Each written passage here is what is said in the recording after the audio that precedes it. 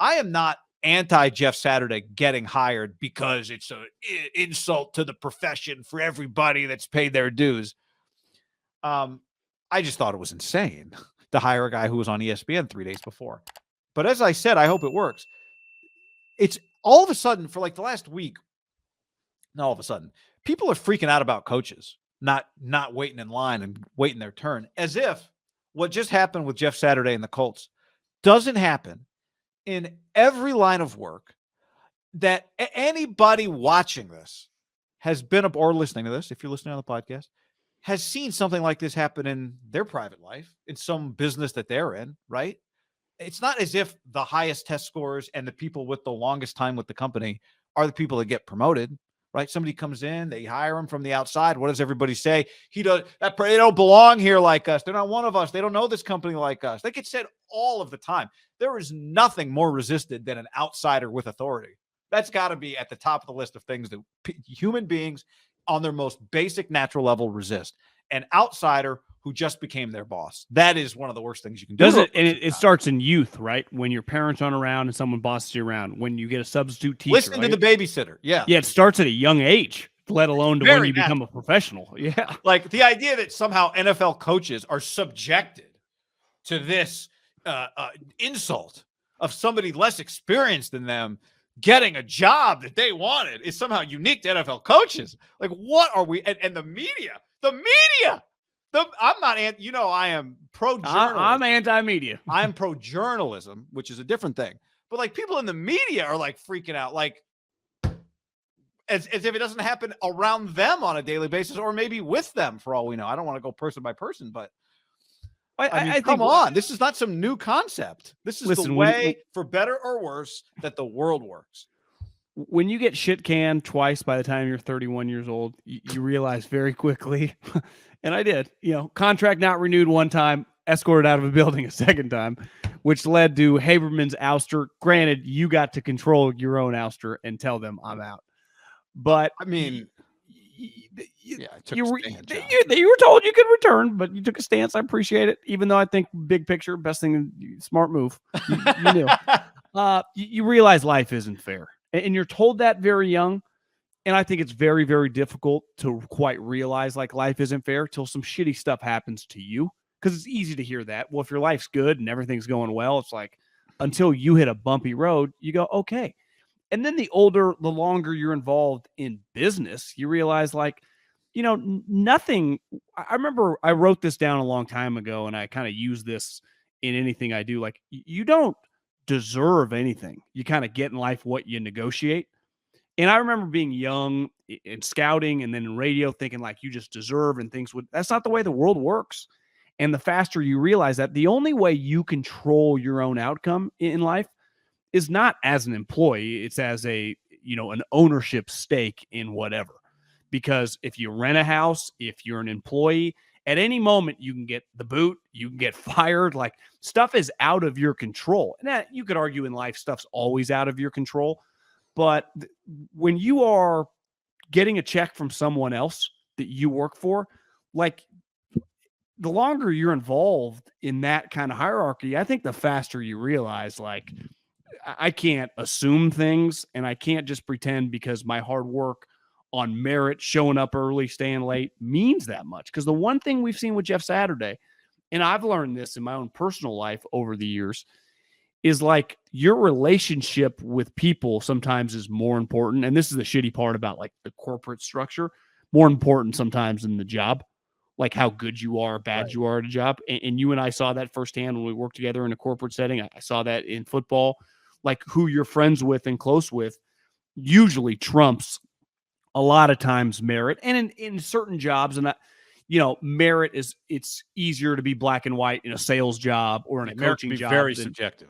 Yeah, it can be very, very subjective. So all these people complaining like, welcome to the fucking capitalism in the real world. It's like part of the game. The faster you learn to play the game, guy, the faster the game won't play you, and at least you have a chance. Because if you're just going to complain, it ain't going to change. Yeah, I would say the faster you definitely recognize that it is not a 1 + 2 = 3, right? I think that's well said. Now there are a lot more people unqualified that fly up. I mean, Jeff Saturday was a team captain at center and helped negotiate the CBA. Like his resume, we act like he was just this like little engine that could. No, I like Steve Kerr. Now, granted, you could say he was a general manager, had never coached a day in his life, and got the head coach of the Warriors. Yeah, and I think people thought that was, a lot of people didn't like that either. But I just because you work hard at something too does not mean you're good at it, right? Right, and just because you played sports doesn't mean you can coach sports, right? But I'm just saying there are a lot of coaches in the NFL that I'm sure complained last week on all different teams throughout the league that say, I work really hard, I've been doing this long. Does not mean you're really good at what you do, even though you might think that, which I think happens a lot. Yes. Hard work is not, don't let hard work make you think you're, hard work doesn't guarantee anything. No. I'll give you 2 Dan Habermans here. Hard work, price of admission. That was one I heard all my life. It's the price of it. Congrats on working hard. You're going to be ahead of a lot of people if you work hard, but it's still just, once you're trying to be a 1%er, it's just the price of admission. And 2, deserve was never a word allowed in my house. John on the stream says, he's kind of mocking. He says it happens other places, therefore no criticism is warranted. I'm not saying that at all. I'm not saying no criticism is warranted. I'm a little shocked is not the word, amused at how so many people are acting as if this is some novel concept. Like what you just described, the phrase everyone has heard, right? It's not what you know, it's who you know. Like everyone has heard that phrase. Now, sometimes you have to live it to really believe it or feel it or whatever. It's, being told something is different than experiencing something. And I'm not saying there's no criticism warranted, whatever. But I don't care about the criticism so much. It's just acknowledging this is an insane thing to try. Doesn't mean if Jeff Saturday, how many games they have left? 7, 8, whatever. Let's say he goes like 6-2 or something. Yeah, I will. You can't say a word. Can't say if he gets the job and becomes a good NFL coach. Can't say a word. Now, my comment was the odds are that it fails miserably. Those are just the odds. That's not a Jeff Saturday comment. That's just the odds. Well, don't like 75% of coaches in college and pro, gets fired within 3 or 4 years. Exactly. You're paying a bunch of guys $10 million to fail miserably. So what the hell on some level? And I think the main thing that drives me nuts right now, the way people are talking about it, is people are talking about it as if it's not some one-off crazy thing that just happened, right? As if like all these hardworking coaches now, what are they supposed to do? Well, don't worry. All the coaches who have been coaching forever, those are the people that are going to still get jobs, right? The guys who've been around, the coaches are still going to, it's suddenly a bunch of guys working at ESPN aren't going to start getting all the jobs. Well, I know this. Coaches are still going to get the coaching jobs. Jim Irsay didn't just change how the whole league is going to hire coaches. Jeff Saturday, if he wins 10 games for the next 10 years, is still going to be an outlier in terms of who gets hired. So the whole structure of coaching didn't just change. I know my scouting brethren would think, part of this argument is even jumping the shark, all the people complaining that so many the average assistant coach in the NFL probably makes, I'm taking the average assistant coach is probably $550K. That's coordinators and assistants. I mean, every single coordinator makes 7 figures. So these are beyond first-class problems. Like, it's just a bunch of rich people complaining. And if we took it out of context of football and into a different industry, I think it would be talked about a lot differently. But it brings in elements that people just naturally can complain. It's football. But we are talking about people that got quote unquote passed up. Yeah. Let's say Gus Bradley. Like, why didn't you Gus Bradley just got there. But Gus Bradley's making $2.5 million, I would guess, to be the defensive coordinator. So is he really getting fucked? I don't think it's the Gus Bradleys that people are worried about, probably, right? Yeah, I don't think it was a race thing, though, with Jeff Saturday it was just that he passed everyone. Jim Irsay just hired his buddy. That's what happened. Yeah. This specific instance, he just passed everyone. If Jeff Saturday hadn't existed, he probably would have just promoted somebody else. Well, Reggie Wayne's on if he had hired Reggie Wayne, probably would have been less outrage. Reggie a consultant? No, he's a wide receiver coach, I think, for the team, or an assistant wide receiver coach. I didn't realize Reggie Wayne was on their staff. That's kind of cool. Yeah. Well, they had just put him last year. And I think why? A lot of people was it because Frank Reich really likes Reggie Wayne? 100%. So no, it's not because Frank Reich really likes Reggie Wayne. It's because the owner really likes Reggie Wayne. But this, in my hiatus away from the Bird app, it's an area I would say for the most part where beside game day, when people just complain a lot, and that's just society, people just complaining nonstop. Jeff Saturday had a good line. Like if I wanted any, like I didn't ask any of those people for advice, so why do I give a fuck what they said? Like all these people complaining, like the people I asked for advice, like, it wasn't any of these fucking losers. And I think, the longer I've taken a step back, there's just people are always going to complain. And that is the megaphone for complaining. And that's where I see a lot of these people now. Bill Cowher or Joe Thomas, they did it on whatever their show is. But I don't watch any of those shows, so I never would have heard them. But I indirectly kind of got it forwarded to me. It's like Bill Cowher, you got hired at 4 years old. I can't even imagine whatever year he got hired in, like the late 80s, early 90s. Every single person in the league complaining about that one, right? Because that was all the Shanahan guys. People complain, right? Especially like Kyle. But part of the point is everyone fucking complains about everything for the most part. Literally, people complain nonstop about anything. So it's like, well, yeah, anyone that's worked in an office knows that, right?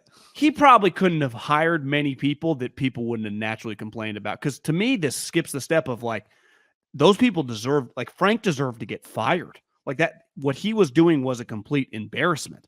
Then like who like the people that were most quote unquote next in line, like, guys that have been head coaches before had just gotten there.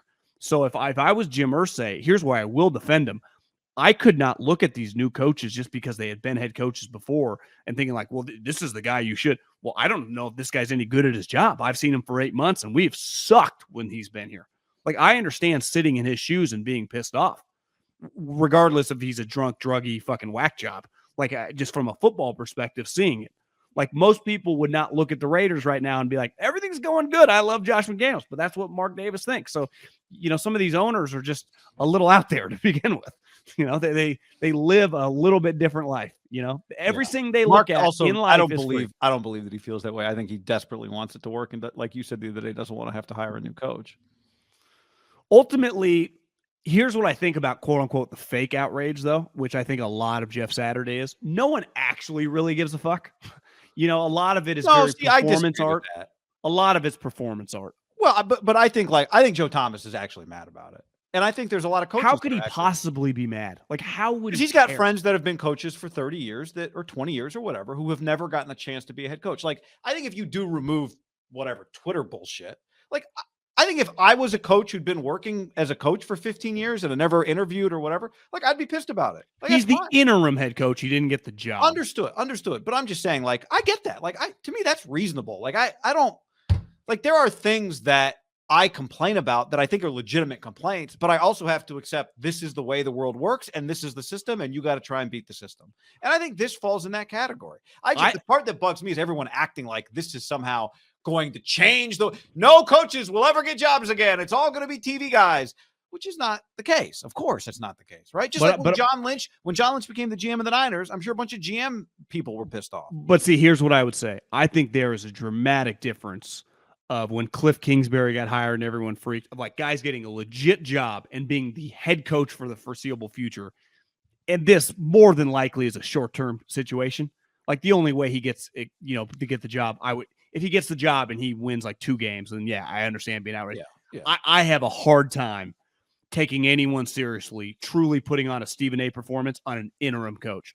I have no problem with people getting worked up when guys get hired for the job, because you would say for the most part, like when Cliff got the job, you would say based on his resume, did not deserve it. That is 100% fact. And then he's had the job for what's he on now? Year 4? Like, more than likely he's going to have the job for 5 or 6 years. Like, you get an opportunity to not just showcase your skills, but like you get to take off, like take flight. The interim job mid-season, for the most part, that is a shitty fucking job. The best interim you have to acknowledge he could become their head coach.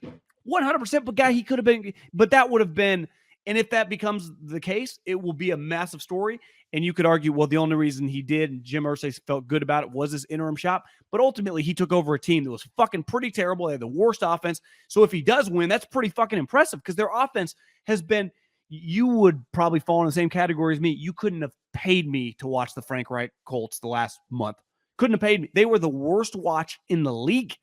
And I wouldn't have missed that game last Sunday for the world. I watched it actually on my computer because I wasn't able to set up to also watch the Cowboys game, but I had to watch Jeff Saturday and the Colts. Now, you could argue because I wanted to see them beat the Raiders, but I had the game on, and just the Raider Colts game, I thought was a pretty entertaining, just a good Sunday football. Like, that was a watchable game. They were not with Frank. Right. But my overall point is the outrage.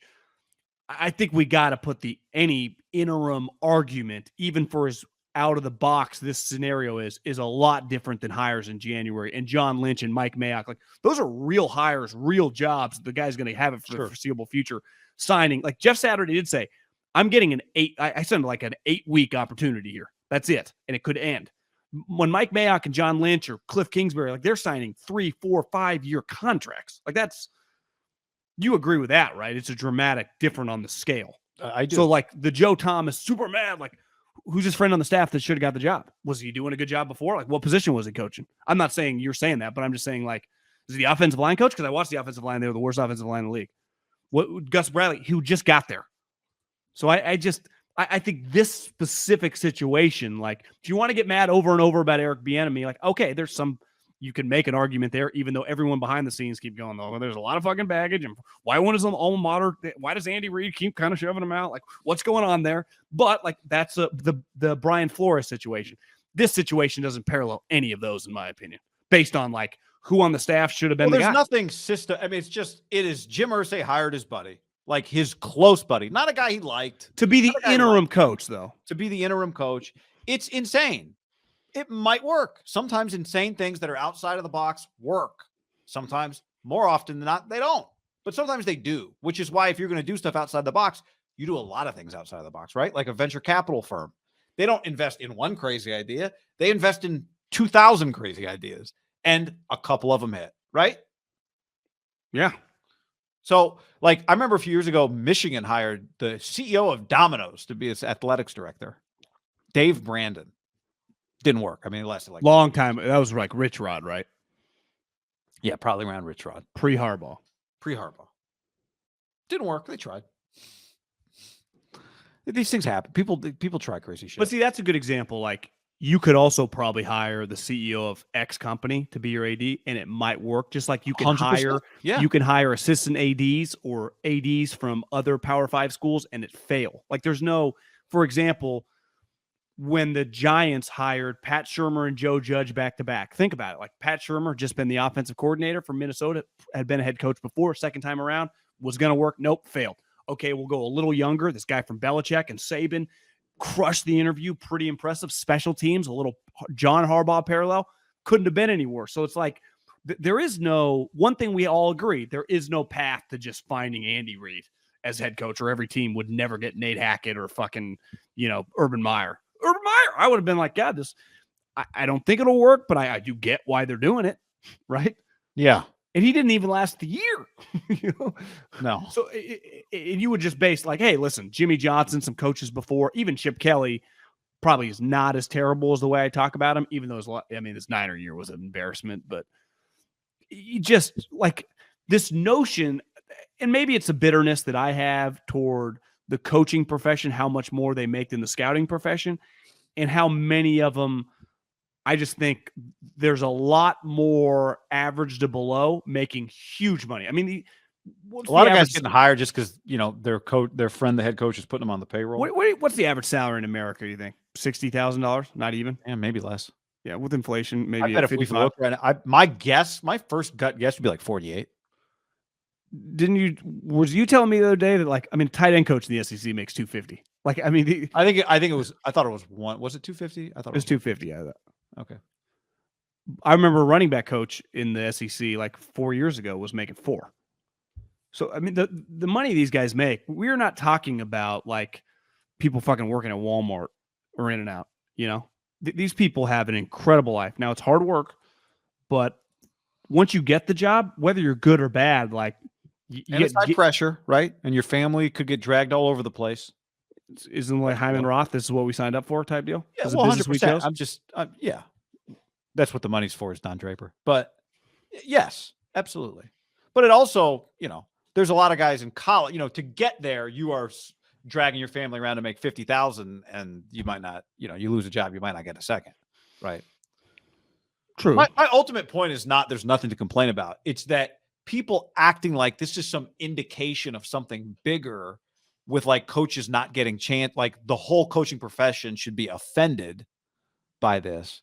I got no, if you're a coach, like if I was an offensive coordinator who's been an offensive coordinator for 15 years and couldn't get a head coaching job or, whatever the dynamic is, yeah, you can be mad about it, but you're just wasting energy. That is the ultimate point. And like acting as if what Jim Irsay did is now going to happen around to the rest of these coaches.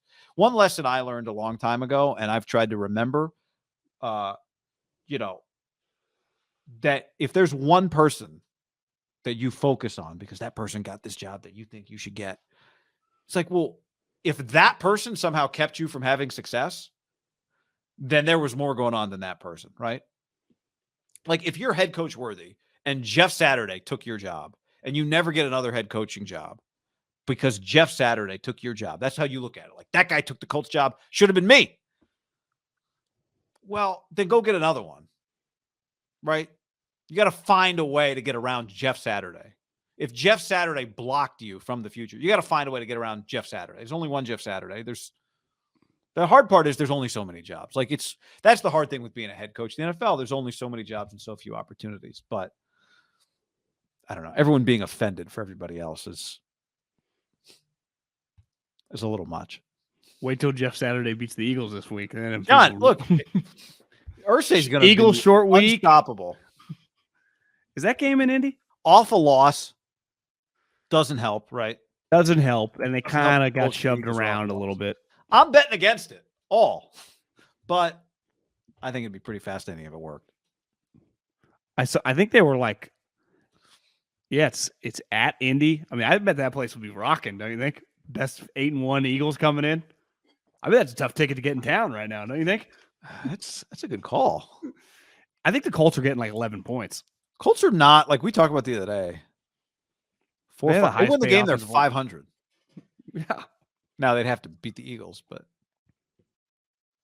Kyle Shanahan is Kyle Middlekoff. Does he become the Texans OC at whatever age? No, because he wouldn't have known Gary Kubiak.